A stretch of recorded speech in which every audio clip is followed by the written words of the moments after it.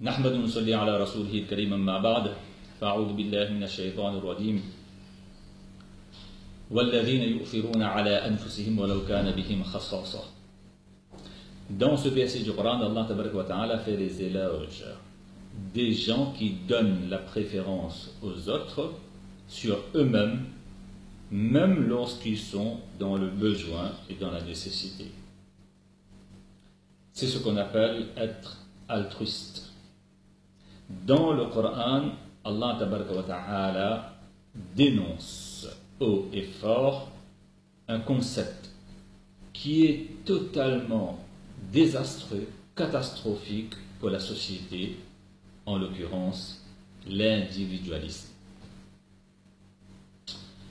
qui incite les gens qu'à ne rechercher que leurs désirs, leurs besoins, avec peu d'égard pour les autres.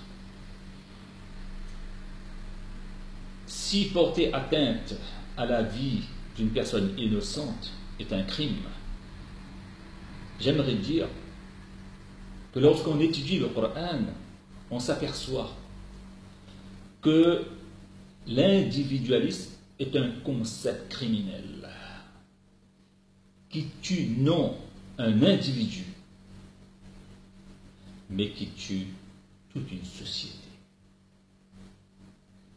qui enlève l'âme qui anime une société. Voilà pourquoi ce concept, en l'occurrence l'individualisme, est destructeur à tous les points de vue. Lorsqu'on est individualiste, on ne recherche que nos désirs, nos besoins, on a peu de considération et de respect pour les autres, c'est un fait. Mais lorsqu'on est individualiste, on entre dans un jeu qui est très dangereux. Ce jeu s'appelle toi contre moi et moi contre toi. Alors que lorsqu'on est altruiste, on entre dans un jeu qui est amusant, qui est profitable et bénéfique pour la société. C'est toi et moi, ensemble, on avance. L'individualisme incite les gens à entrer dans une compétition, alors que l'altruisme incite les gens à entrer dans la coopération.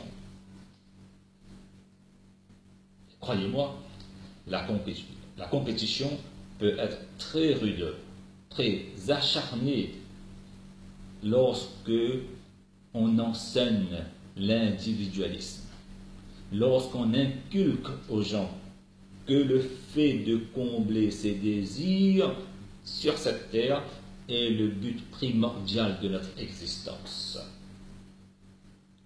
Et ça fait des ravages, que ce soit dans le domaine conjugal. Aujourd'hui, si le taux de divorce est aussi élevé,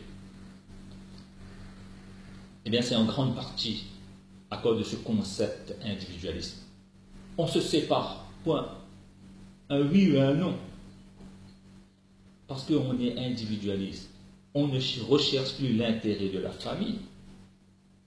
Lorsqu'il y a un problème de relation, eh bien, on se sépare, au lieu de lutter pour améliorer cette relation.